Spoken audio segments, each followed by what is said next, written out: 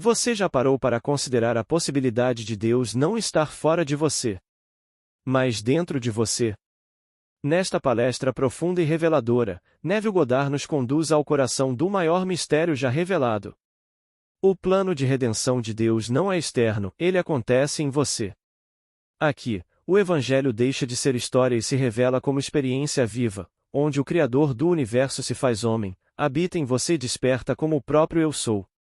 Prepare-se para questionar tudo o que lhe ensinaram sobre Jesus, salvação e Deus, e descobrir que sua imaginação é a chave de toda a criação. O plano de redenção de Deus para nós é a história mais incrível, emocionante e surpreendente já contada.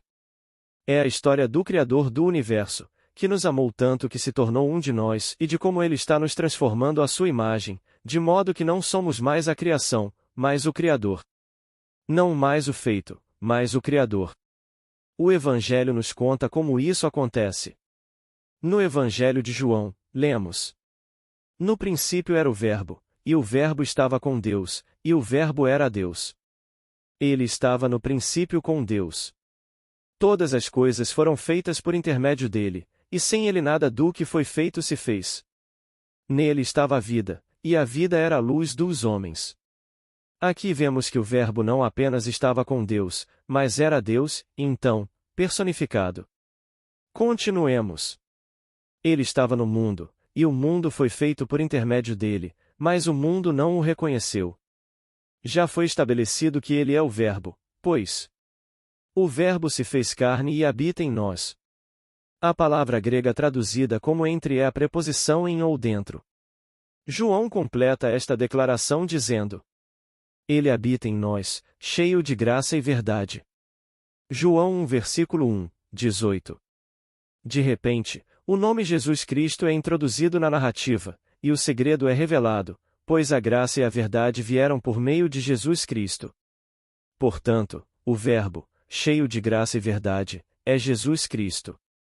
Aquele que estava no princípio com Deus e era Deus, agora habita em nós, transformando-nos à sua imagem e semelhança, para que nos tornemos semelhantes a Ele. É-nos dito: O teu Criador é o teu marido, o Senhor dos Exércitos é o seu nome.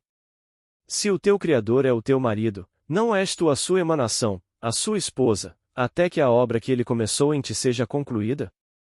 Em Gênesis, lemos: A mulher veio do homem, portanto, é necessário que o homem deixe pai e mãe e se una à sua mulher, até que se tornem uma só carne. O homem mencionado aqui é o Verbo, de quem todas as coisas provêm.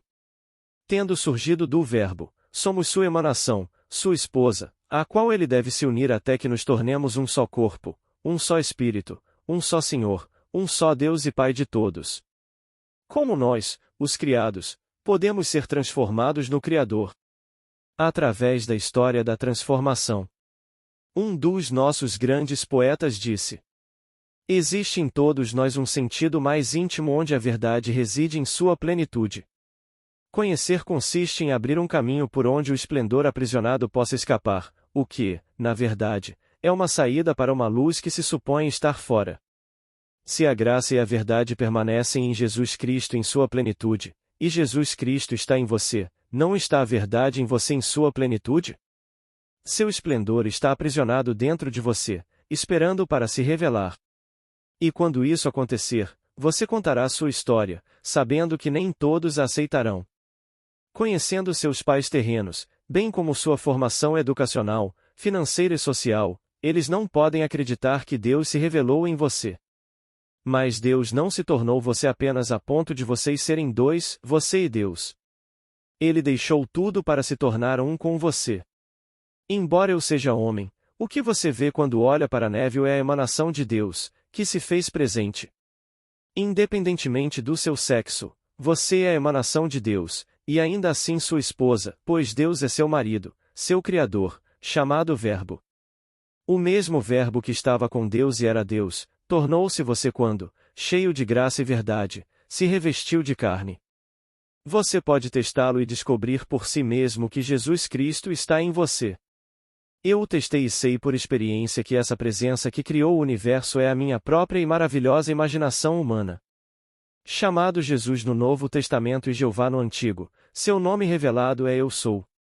Eu sou é aquele que estava com Deus e é Deus. Eu sou é uma presença eterna.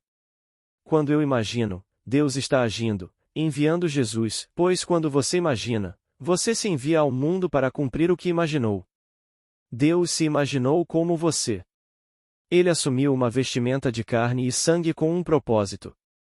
Tendo-se enviado, Deus não pode retornar vazio, mas deve cumprir seu propósito e prosperar naquilo para o qual foi enviado.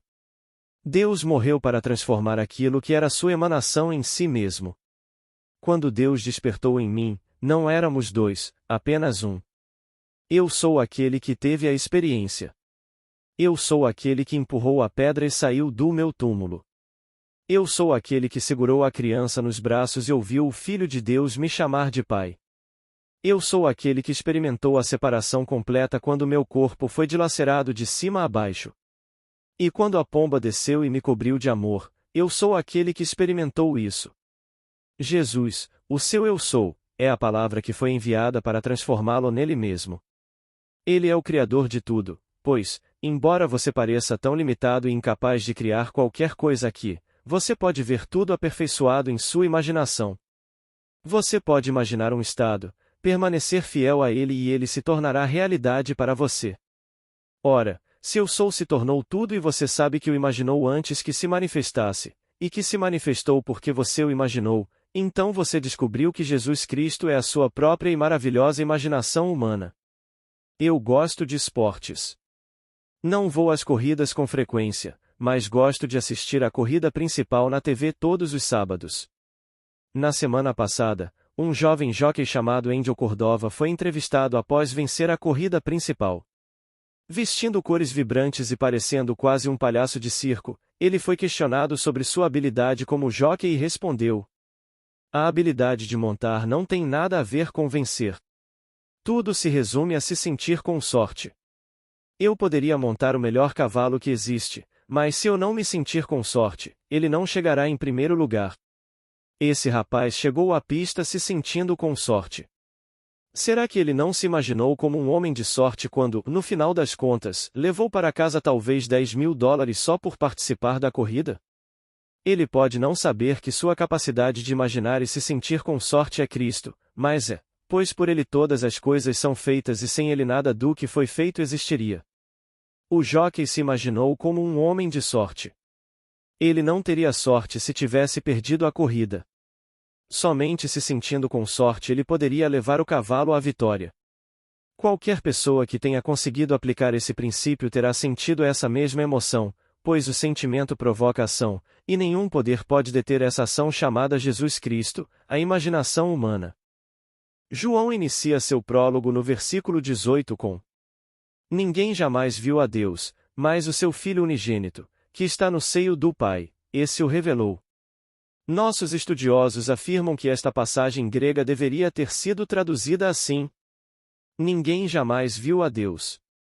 Aquele, sem nome, que está no seio do Pai o revelou."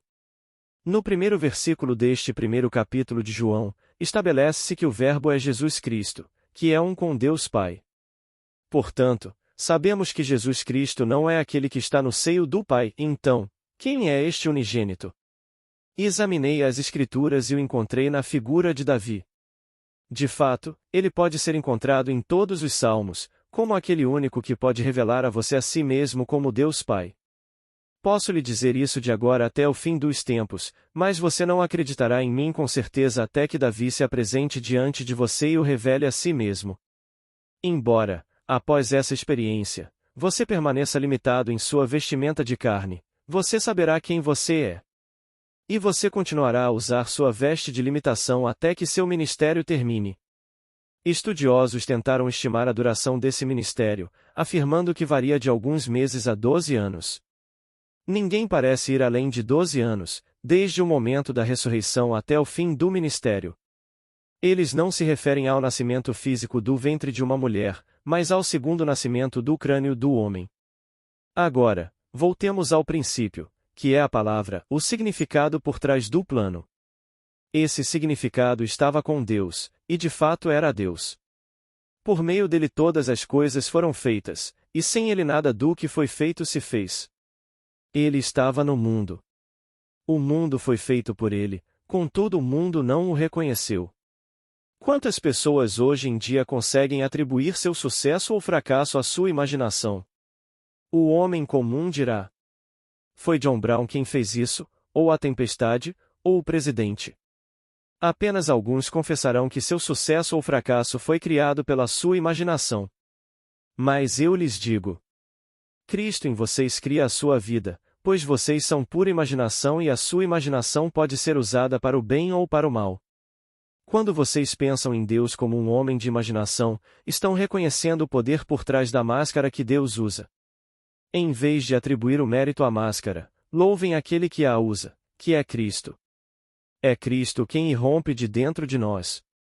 É Cristo quem sai do crânio da máscara que ele usa. Cristo é aquele que carrega o nome Eu Sou, que é o que as palavras Jesus, Josué e Jeová realmente significam. Quando a união se completa, não há mais ninguém, apenas você, e você está completamente sozinha. Tendo se unido a você, sua esposa, até se tornarem uma só carne, vocês são esse único corpo, e ao se tornarem um só corpo, há apenas um Espírito, pois o nome de Deus e o seu nome agora são o mesmo. Eu sou. Quando você pensa em outra pessoa, diz nós somos, mas não há outra pessoa quando você diz eu sou. Você está completamente sozinha quando desperta e está consciente, portanto, está silenciosamente dizendo eu sou. Você está consciente de empurrar a pedra e sair daquele túmulo, e sua consciência é eu sou. A verdade está dentro de nós. Ela não surge de coisas externas, independentemente do que você acredite. Tentar entrar por fora é impossível, pois a verdade vem de dentro. O mundo é abençoado, mas as pessoas não sabem disso e pensam que precisam merecer a salvação, no entanto, ela não pode ser merecida. A salvação é graça, que é o dom de Deus, que se oferece a cada criança nascida de mulher. Deus morreu no sentido mais literal da palavra, esquecendo-se de que foi Ele quem criou o universo. Ele precisou fazer isso para se tornar você, a criação. Seu amor por você foi tão grande que Ele deixou tudo para se unir a você e se tornar um com você. E quando sua obra estiver completa, Deus, agora individualizado, despertará. Eu sei, pois despertei e me vi completamente sepultado onde a palavra, chamada semente de Deus, caiu. Uma semente precisa cair na terra e morrer para ser vivificada, pois, a menos que isso aconteça, permanece sozinha, mas, se acontecer, dará muito fruto. O fruto de Deus é o despertar individual como o próprio Deus. Os primeiros 18 versículos do primeiro capítulo de João são o prólogo. Se você começar pelos 4 primeiros versículos e pular alguns versículos que falam sobre João Batista, até o versículo 10, você conseguirá compreender a história. O versículo 10 começa, que ele estava no mundo, e o mundo foi feito por intermédio dele, e o mundo não o reconheceu. Você sabia que a imaginação criou o mundo inteiro? Você sabia que uma mudança na imaginação mudará o mundo inteiro? Você percebe que, se você começasse a imaginar algo completamente diferente sobre a sua vida, em vez de aceitar o que os chamados sábios dizem que deve ser, o seu mundo se reorganizaria para refletir essa mudança? Você, toda imaginação, está no mundo que você criou, contudo, o mundo não sabe que foi a imaginação que o criou. Agora, os próximos versículos falam sobre o tipo de nascimento que será o seu. Nascidos, não do sangue, nem da vontade do homem, nem da vontade da carne, mas de Deus. Aqui vemos um nascimento completamente diferente, que ocorrerá naquele que encontra a imaginação, crê nele, se apega a ele e confia nele implicitamente. Para provar que a imaginação causa mudança, você precisa primeiro mudar sua estrutura imaginativa e quando seu mundo superar seus pensamentos, você o terá encontrado. Então você perceberá a verdade do versículo 14, pois terá encontrado aquele que é chamado de Verbo. Tendo-se feito carne, o Verbo habita em você, cheio de graça e verdade. Jesus Cristo não é um ser histórico externo. Ele se fez carne e habita em nós. Há 10 anos, em julho, aquele que tanto me amou, sua criação, assumiu todas as minhas aflições, despertou em mim, e quando fez, não era mais um ser. A imaginação é a luz que é a vida de todo homem. No versículo 18, o nome Pai é usado pela primeira vez. Ninguém jamais viu a Deus, o unigênito, que está no seio do Pai, esse o revelou. Não diz quem é esse unigênito, mas, se esperardes, ele aparecerá. E quando encontrardes Davi, sabereis que ele é vosso filho, e ele, reconhecendo-vos como seu Pai, vos revelará como Deus, o Pai. Então, exercereis o vosso ministério pelo tempo determinado, seja ele de alguns meses ou de anos, antes de despojardes-vos da vossa carne. Não mais pertencendo a este mundo, encontrar-vos-ás no mundo de Deus, pois, sendo um com Deus, sois parte desse único corpo, desse único Espírito, desse único Senhor, desse único Deus e Pai de todos. Essa não é a história mais emocionante que você poderia ouvir? A de um homem que, apesar das dificuldades para pagar o aluguel, comprar comida e vestir sua família, descobre que criou este universo fabuloso. Essa é a incrível história que toda criança nascida de mulher está destinada a cumprir. O Criador deste mundo e de tudo que nele existe, amou-te tanto que te tornou contigo, trazendo consigo o seu plano de redenção, que irromperá para te revelar como Deus Pai. Estou convencido de que nenhum falhará. Muitas passagens das Escrituras nos alertam para estarmos vigilantes e não retrocedermos, mas não há menção de um fracasso definitivo. Nossos sacerdotes aceitam essa história como algo que aconteceu com outra pessoa. Eles veem Jesus como um Salvador exterior.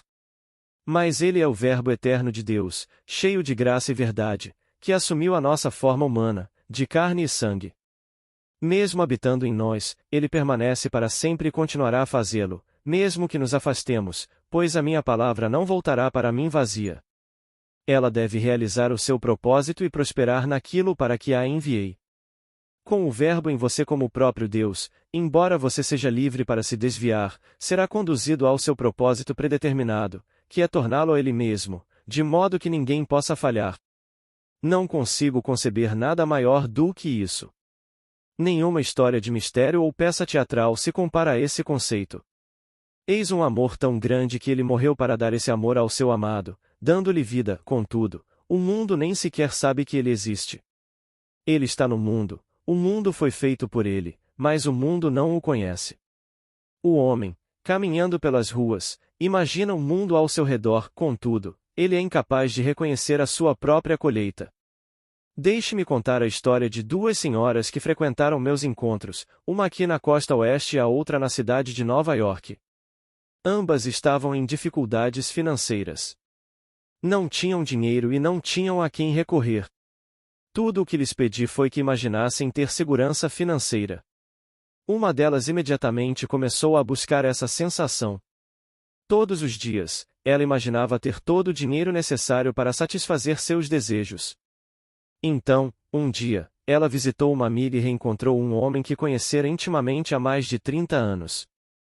Quando ele soube que ela estava sem um tostão, criou um fundo fiduciário para ela, proporcionando-lhe mais do que o necessário para viver com conforto. Quando a outra senhora ouviu a história, ela também começou a achar que tinha bastante. Ela me contou que, em questão de uma semana, o dinheiro começou a entrar. O que elas fizeram? Usaram a imaginação. Eu lhes digo: todas as coisas foram criadas por Jesus Cristo. Sem ele, nada do que foi criado existe, seja bom, mau ou indiferente. É Jesus Cristo quem mata, dá vida, fere e cura. Se ele não pudesse matar ou ferir, não seria o Criador. Se Jesus, o Eu Sou, é absoluto como o Criador, então ele precisa criar tudo. Em Deuteronômio, capítulo 32, lemos: Eu mato, eu dou vida, eu firo, eu curo, ninguém pode livrar das minhas mãos. Quem mais poderia matar senão o Criador? Quem mais poderia curar ou ferir? Creiam no Senhor Jesus Cristo, não como foram ensinados a crer, mas como a sua própria essência. Orar para uma estátua ou imagem na parede é orar para algo morto. Nada no exterior está vivo, pois a vida está no interior. O Verbo se fez carne e habita em vocês. Se isso é verdade, então vocês devem descobrir onde ele está e como alcançá-lo. Ele é a sua imaginação humana? Testem-no e vejam. Quando me disseram que eu não podia sair da ilha de Barbados, eu disse para mim mesmo: tudo é possível para Cristo, que se tornou eu e habita em mim. Então, neste momento, acredito que tenho a passagem. Sentindo a passagem na mão, subi a prancha e embarquei no navio. Poucas horas depois, a companhia me ligou e eu embarquei, exatamente como imaginei.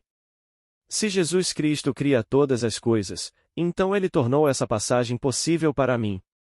Eu o testei e agora sei exatamente quem Ele é a minha própria e maravilhosa imaginação humana. Agora, conto isso a todos que quiserem ouvir. Não sou aceito por muitos, porque eles ainda querem acreditar e rezar para um pequeno Jesus externo.